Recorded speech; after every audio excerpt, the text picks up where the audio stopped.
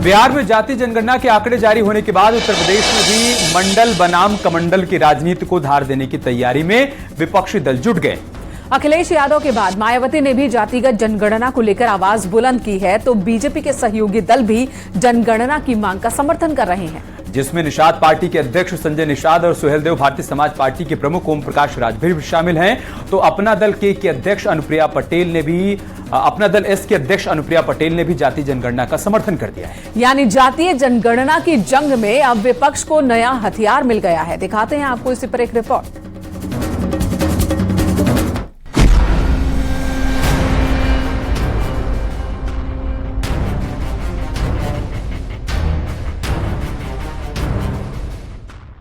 देश में हिंदुओं को बांटने की साजिश हो रही है। जाति धर्म वाली सियासत हो रही है, जिसकी नींव बिहार में पड़ी तो शोर उत्तर प्रदेश से मध्य प्रदेश और छत्तीसगढ़ तक सुनाई देने लगा है। पीएम मोदी ने जातिवाद परिवारवाद की राजनीति करने वाली पार्टियों पर निशाना साधते हुए कहा, ये वही लोग हैं जो देश को बांटने की बात करते हैं, धर्म को आपस में लड़ाना चाहते हैं। ऐसे साजिशकर्ताओं से बचकर रहना होगा। कांग्रेस देश के लोगों में आपसी खाई बढ़ाना चाहती है, वैर भाव बढ़ाना चाहती है। इसलिए कांग्रेस अब पूरी नई भाषा बोलने लगी है। मेरे परिवारजनों, कांग्रेस के दशकों के शासन ने देश को सिर्फ गरीबी दी है। कांग्रेस ने समाज को जाति के आधार पर बांटने का ही काम किया है ताकि इनका वोट बैंक सुरक्षित रहे। कांग्रेस आज भी इसी काम में जुटी है। यानी कि 24 की लड़ाई अब जातीय जनगणना पर आ चुकी है। एक तरफ इंडी गठबंधन है तो दूसरी तरफ टीम मोदी, जो जाति और राजनीति पर दो धड़े में बंट चुका है। हालांकि बिहार में जातीय जनगणना के आंकड़े आने के बाद बीएसपी काफी उत्साहित है। मायावती ने ट्वीट में लिखा, बिहार में जातीय जनगणना के आंकड़े सार्वजनिक होने से कुछ पार्टियां असहज हैं, लेकिन बीएसपी के लिए ओबीसी के संवैधानिक हक के लंबे संघर्ष की ये पहली सीढ़ी है। बीएसपी को खुशी है कि देश की राजनीति उपेक्षित बहुजन समाज के पक्ष में नई करवट ले रही है, जिससे मंडल विरोधी जातिवादी लोग अपने भविष्य के लिए परेशान हैं। मायावती ने उत्तर प्रदेश में जातीय जनगणना की मांग की तो कांग्रेस नेता प्रमोद कृष्णम ने इसका विरोध किया। वहीं बीजेपी के राज्यसभा सांसद दिनेश शर्मा ने कहा, ये लोग अंग्रेजों की नीति पर काम कर रहे हैं, फूट डालो और राज्य करो।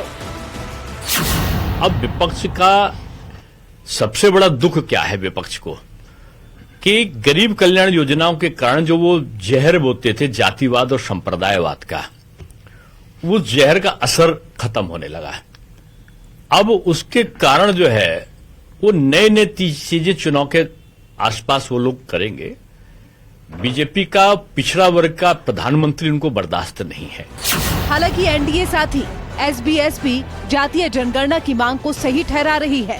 अगर जनगणना के समर्थन और विरोध की बात करें तो समर्थन में सबसे ऊपर समाजवादी पार्टी है, फिर बीएसपी, वही कांग्रेस और आरएलडी भी जातीय जनगणना के पक्ष में है। आने वाले समयों में देश में भी जाति जनगणना होनी चाहिए और सुहेलदेव भारतीय समाज पार्टी हमेशा से वंचित तबका जो उपेक्षित है, अब तो पोल खुल गया ना कि अति पिछड़ों की हिस्सेदारी कौन लूट रहा है। पिछड़े वर्ग में जो मजबूत है वही आरक्षण का लाभ अकेले उठा रहे हैं। ये तो 3 अक्टूबर 2013 को हाईकोर्ट ने भी कहा कि उत्तर प्रदेश में 12 जातियां अकेले आरक्षण का लाभ उठा रही हैं, 27%, बाकी 79 जातियों को आरक्षण का लाभ नहीं मिल रहा है। तो माननीय ओम प्रकाश राजभर जी तो सामाजिक न्याय समिति की रिपोर्ट लागू कराने के लिए इसीलिए तो कह रहे थे, रोहिणी आयोग की लागू करने के लिए इसी बात को लोग कह रहे हैं। दरअसल बीजेपी हिंदुओं को एकजुट करने की कोशिश कर रही है, लेकिन अखिलेश और मायावती जाति के नाम पर राजनीति को हवा देने में लगे हैं और इसके पीछे का मकसद भी साफ है। जाति गिनाएंगे तभी तो वोट पाएंगे। Bureau report, news 18।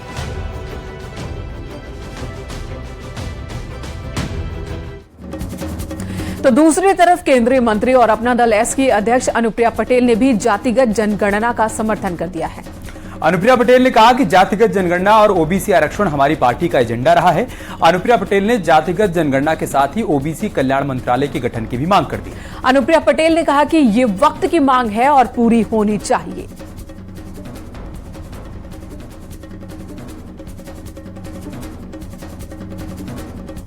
अपना दल ने हमेशा जातीय जनगणना की वकालत की है और संसद में हमने अपनी पार्टी का स्पष्ट रूप से पक्ष रखा है कि हम जातीय जनगणना के पक्षधर हैं और जातीय जनगणना समय की मांग है। अपना दल ने संसद के अंदर निरंतर पिछड़ा वर्ग कल्याण मंत्रालय के गठन का सवाल उठाया है। ये हमारे पार्टी की मांग है और सड़क से लेकर सदन तक हम इस मांग को निरंतर उठाते आए हैं, उठाते रहेंगे।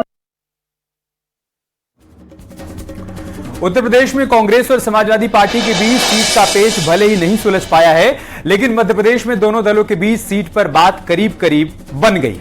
माना जा रहा है कि यूपी में सीट बंटवारे से पहले इसका टेस्ट होगा मध्य प्रदेश के विधानसभा चुनाव में। सूत्रों के हवाले से जो जानकारी मिली है उसके मुताबिक मध्य प्रदेश में समाजवादी पार्टी और कांग्रेस में गठबंधन लगभग तय है। समाजवादी पार्टी मध्य प्रदेश में 10 से 12 सीटों पर चुनाव लड़ सकती है। मध्य प्रदेश में जहां यादव वोटर हैं, वहां पर कांग्रेस समाजवादी पार्टी को मौका दे सकती है और इसके लिए जल्द ही समाजवादी पार्टी अपने प्रत्याशियों का ऐलान भी कर सकती है।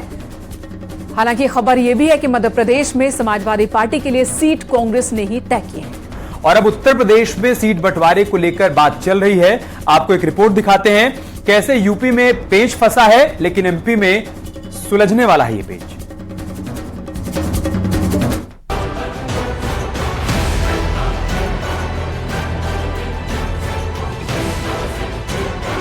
दो 2024 से पहले इंडी गठबंधन की परीक्षा मध्य प्रदेश में होगी, जहां बीजेपी के सामने कांग्रेस है तो कांग्रेस के साथ अब समाजवादी पार्टी ताल ठोक रही है और दावा किया जा रहा है कि अखिलेश यादव कांग्रेस से गठबंधन के लिए पूरी तरह से तैयार हो चुके हैं। अब सिर्फ शीर्ष नेतृत्व के बीच बातचीत वाली फॉर्मेलिटी पूरी हो रही है। 2024 के लोकसभा चुनाव में मोदी सरकार को शिकस्त देने के लिए बनाए गए इंडिया गठबंधन में शामिल सपा और कांग्रेस लोकसभा चुनाव से पहले मध्य प्रदेश में होने वाले विधानसभा चुनाव में भी गठबंधन के साथ चुनाव लड़कर शिवराज चौहान को चुनौती दे सकते हैं। दरअसल उत्तर प्रदेश में सीट बंटवारे पर फंसे पेच को सुलझाने के लिए अखिलेश यादव मध्य प्रदेश में प्रयोग करने वाले हैं और कांग्रेस से उन सीटों की डिमांड कर रहे हैं जहां यादव मतदाता निर्णायक भूमिका में हैं। मध्य प्रदेश में 25 से 30 सीट्स पर यादव मतदाता निर्णायक माने जाते हैं। हालांकि करीब 50 सीट्स पर इनकी ठीक ठाक संख्या है। मध्य प्रदेश में मुस्लिमों का रुझान कांग्रेस की तरफ है, लेकिन यादव मतदाताओं पर बीजेपी की अच्छी पकड़ मानी जाती है और इसी वोट बैंक में सेंधमारी के लिए जाति वाला दांव मध्य प्रदेश में खेलने की तैयारी है, जिसकी सुगबुगाहट शुरू हो चुकी है और जल्द ही दोनों पार्टियों के नेता एक साथ मंच साझा करते नजर आने वाले हैं। सूत्रों की माने तो समाजवादी पार्टी मध्य प्रदेश में 10 से 12 सीटों पर कांग्रेस के साथ गठबंधन कर मध्य प्रदेश में चुनाव लड़ना चाहती है, जिसको लेकर सपा मुखिया अखिलेश यादव और कांग्रेस के शीर्ष नेताओं के बीच कई दौर की बातचीत हो चुकी है और जल्द ही इन सीटों पर फैसला होगा। राजनीतिक जानकारों का कहना है कि दोनों पार्टियों के साथ आने पर अखिलेश यादव समेत सभी प्रमुख नेता साझा मंच से प्रचार करेंगे तो यादव मतदाताओं को साथ लाने में मदद मिलेगी। इससे फायदा कांग्रेस को ही होगा तो दूसरी तरफ समाजवादी पार्टी राष्ट्रीय पार्टी का दर्जा पाने की ओर बढ़ेगी। यानी अखिलेश यादव मध्य प्रदेश के चुनाव में एक तीर से 2 निशाना लगाने की तैयारी में हैं और निशाने पर बीजेपी को ले रहे हैं। कि यहाँ की जनता को कंफ्यूज करने के लिए कि उनका मुख्यमंत्री कौन होगा। हो सकता है 10 लोगों पे बाजी लगा दे बीजेपी और सबको कहे कि ये भी मुख्यमंत्री बन सकते हैं, ये भी बन सकते हैं, ये भी बन सकते हैं, ये भी बन सकते हैं और बनेगा कोई और। तभी मुझे सुनने में आया है कि सबकी टिकट घोषित हो गई है, लेकिन मुख्यमंत्री जी की टिकट घोषित नहीं हुई है। जिस तरह से मध्य प्रदेश में बीजेपी को घेरने के लिए कांग्रेस और समाजवादी पार्टी एक नाव पर सवार हो रही है, उससे तो यही संदेश जा रहा है कि मध्य प्रदेश का चुनाव 24 की परीक्षा है और परीक्षा उस लिहाज से भी कि इंडी गठबंधन से तालमेल ठीक से बैठ पाएगा या नहीं। Bureau report, news 18। इधर उत्तर प्रदेश में बहुजन समाज पार्टी ने इस साल एक के बाद एक कई नेताओं को पार्टी से बाहर का रास्ता दिखा दिया। बीएसपी प्रमुख मायावती की ओर से लिए गए फैसलों की अब चर्चा हर तरफ होने लगी है और सवाल भी खड़े हो रहे हैं। सवाल ये कि आखिर मायावती कौन सा प्रयोग करना चाहती हैं। साथ ही सवाल ये भी कि बैक टू बैक 3 नेताओं की छुट्टी से आखिर क्या संदेश देना चाहती है मायावती। क्या बड़े नेताओं को मायावती पार्टी में हावी नहीं होने देना चाहती, या फिर पार्टी लाइन के खिलाफ जाने पर बाहर का रास्ता तय है, ये संदेश दे रही हैं। ये वो सवाल हैं जो इन दिनों उत्तर प्रदेश की राजनीतिक गलियारों में तैर रहे हैं। आपको रिपोर्ट दिखाते हैं, आखिर मायावती की प्लानिंग किस दिशा में आगे बढ़ रही है।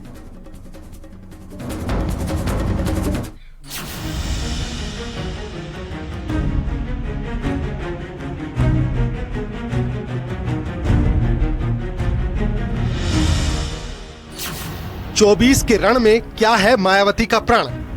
बीएसपी से बड़े बड़े नेताओं की छुट्टी के पीछे वजह क्या है? आखिर लोकसभा चुनाव से पहले मायावती करना क्या चाहती हैं? ये वो सवाल हैं जो उत्तर प्रदेश के राजनीतिक गलियारों में तैर रहे हैं और जानने की कोशिश हो रही है कि एकला चलो की राह पर मायावती आखिर मास लीडर्स को पनपने क्यों नहीं देना चाहती हैं?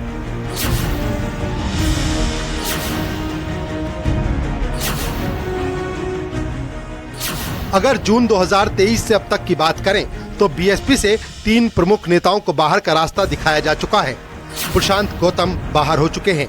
इमरान मसूद को कुछ दिन पहले बाहर का रास्ता दिखाया जा चुका है और धर्मवीर चौधरी भी बीएसपी से बाहर हो चुके हैं। ये बीएसपी के वो नेता हैं जिन्हें अनुशासनहीनता और पार्टी विरोधी गतिविधियों में शामिल होने के आरोप में बीएसपी ने बाहर का रास्ता दिखाया है।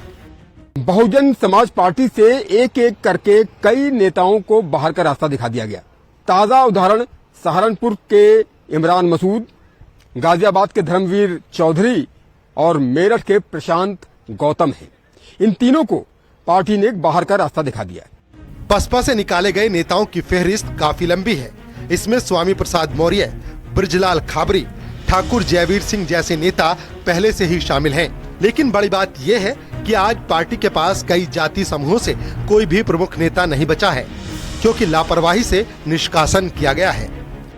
ऐसा प्रतीत हो रहा है कि जैसे बहुजन समाज पार्टी ने निरंतर मतलब कुछ महीनों में इतने सारे नेताओं को बाहर निकाला है, तो लग रहा है कि शायद जल्दबाजी में निर्णय किया जा रहा है। लेकिन जितनी मंजी हुई वो राजनेता हैं मायावती जी, ऐसा नहीं लग रहा कि वो मतलब नादानी में इस प्रकार के निर्णय ले रही हैं। ऐसा लग रहा है कि कोई दूरदर्शिता वो दिखा रही हैं, कुछ सोची हुई हैं, कोई रणनीति उनके दिमाग में चल रही है कि जिस तरीके से नेशनल पार्टी के रूप में, स्टेट पार्टी के रूप में उसका ग्राफ गिरा है और वो उन कारणों का विश्लेषण कर रही हैं कि क्या वो कारण रहे जिस वजह से एक रीजनल पार्टी के रूप में और नेशनल पार्टी के रूप में जो ग्राफ गिरा, दोबारा से कैसे आगे पहुंचाया जाए। राजनीतिक विश्लेषकों का मानना है कि बहुजन समाज पार्टी मास लीडर्स को बर्दाश्त नहीं करती, क्योंकि कहीं न कहीं रिप्लेस होने का भय रहता है।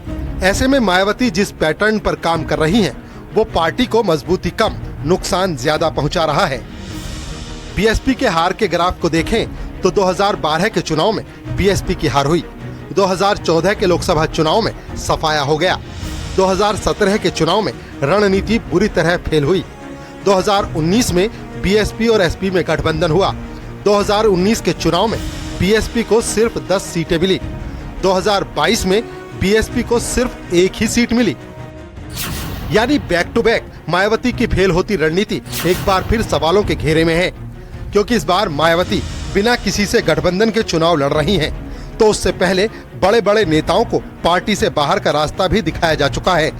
ऐसे में सवाल है कि आखिर मायावती 2024 में कौन सा प्रयोग करने वाली हैं? Bureau report, news 18।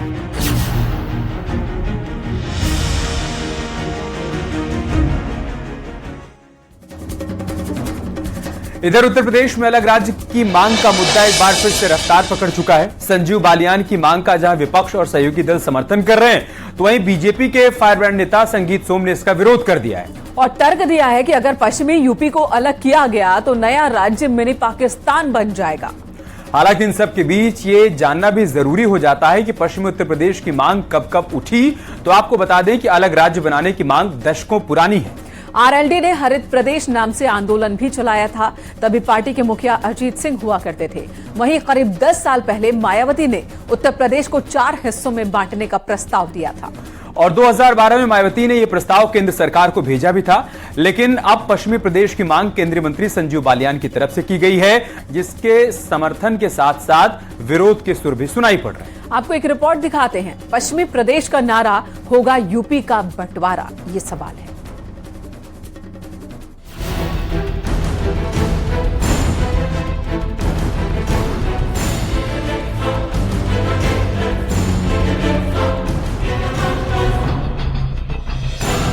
Uttar Pradesh जो जनसंख्या के लिहाज से सबसे बड़ा राज्य है, जहां लोकसभा और विधानसभा की सबसे ज्यादा सीटें हैं, देश की अर्थव्यवस्था में जिसका अहम योगदान है, उस उत्तर प्रदेश को बांटने की बात हो रही है।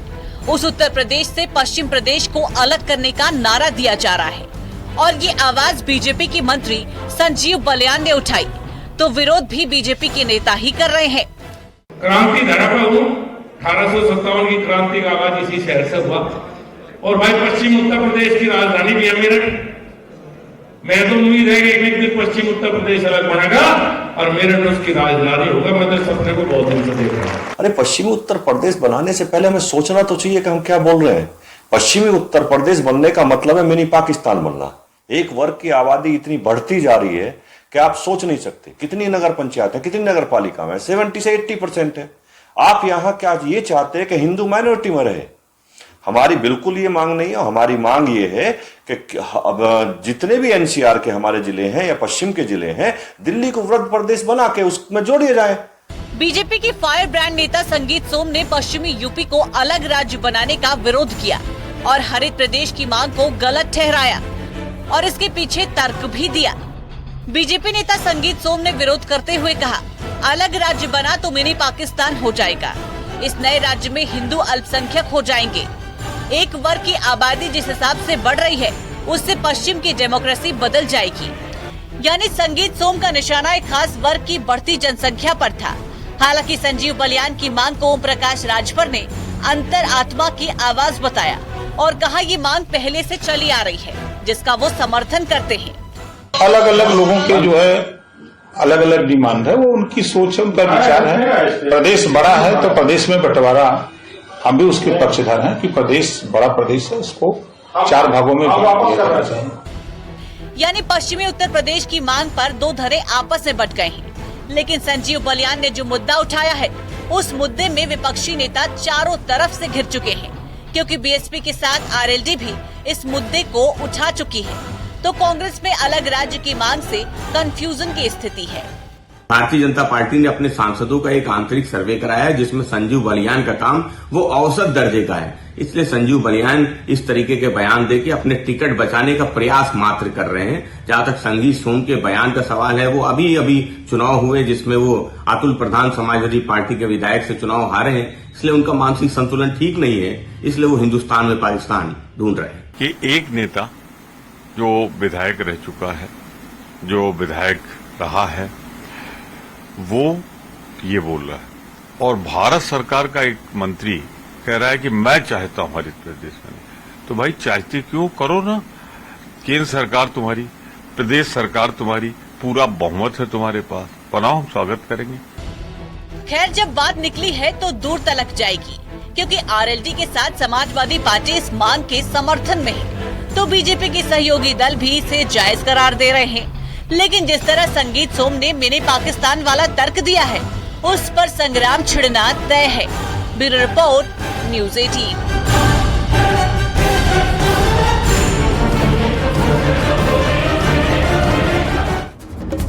और इसी बहस और विवाद के बीच मुस्लिम नेता इमरान मसूद ने भी पश्चिमी उत्तर प्रदेश को अलग राज्य बनाए जाने का समर्थन किया है। उन्होंने कहा कि अलग राज्य बनने पर पश्चिमी उत्तर प्रदेश देश का सबसे विकसित प्रदेश होगा।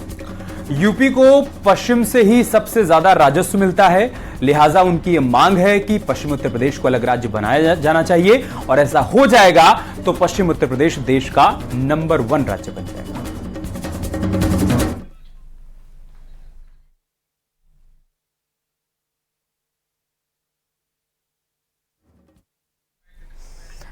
इमरान मसूद को आप देख रहे हैं, जिन्होंने कहा है कि पश्चिमी उत्तर प्रदेश एक अलग राज्य बनना चाहिए क्योंकि सबसे ज्यादा राजस्व की प्राप्ति यहीं से होती है। लेकिन जब बात हिस्से की आती है, महज 18% हिस्सेदारी इसे मिलती है राज्य की ओर से, और जिसका इस्तेमाल पश्चिमी उत्तर प्रदेश के विकास पर होता है।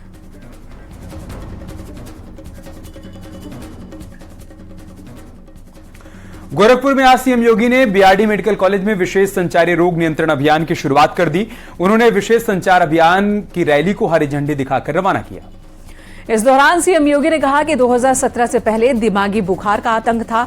अलग अलग क्षेत्रों में अलग अलग बीमारियां थी जो बच्चों को अपना शिकार बनाया करती थी। अब इन सभी बीमारियों पर कंट्रोल कर लिया गया है। डेंगू का भी उन्होंने जिक्र किया और कहा कि यूपी में डेंगू कंट्रोल में है।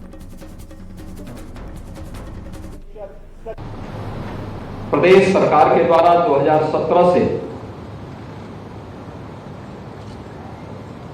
डेंगू, मलेरिया, इंसेफ्लाइटिस, कालाजार, चिकनगुनिया जैसी संचारी रोगों के नियंत्रण के लिए इस एक विशेष अभियान का शुभारंभ आज से 6 वर्ष पहले हुआ था।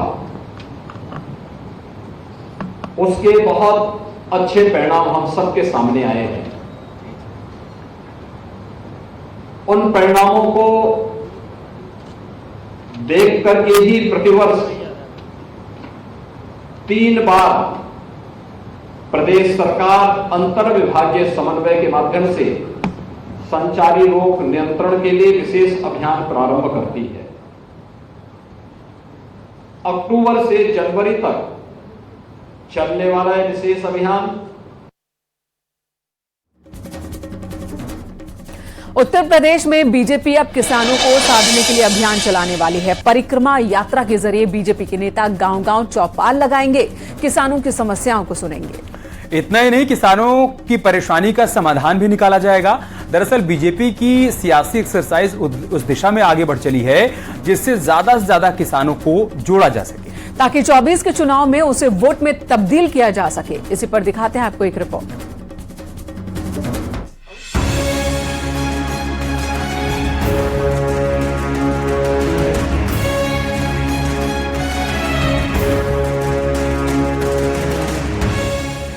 पहले दलित, फिर महिला और नौजवान के बाद अब बीजेपी की नजर यूपी के किसानों पर है, जिसे 2024 में साधने के लिए गांव-गांव परिक्रमा यात्रा चलाने की तैयारी हो रही है।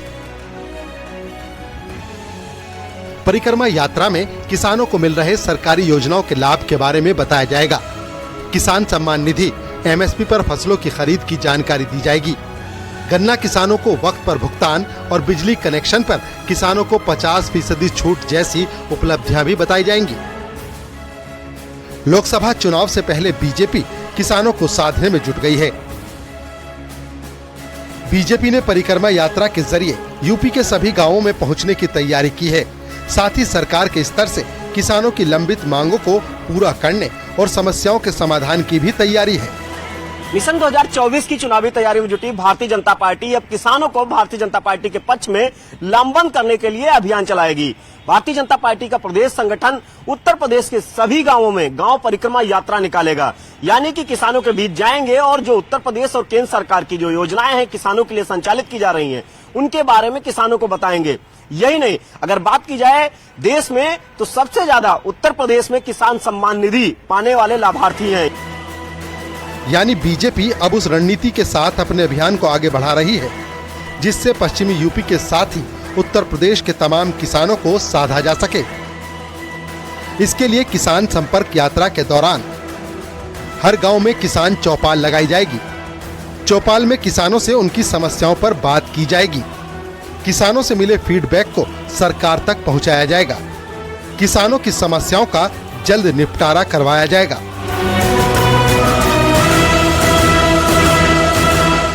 यानी उत्तर प्रदेश में किसानों की जो भी परेशानी है उसका लगे हाथ निपटारा किया जाएगा और 2024 के लिए किसान वोट बैंक को अपने पाले में लाया जा सकेगा। Bureau report, news 18।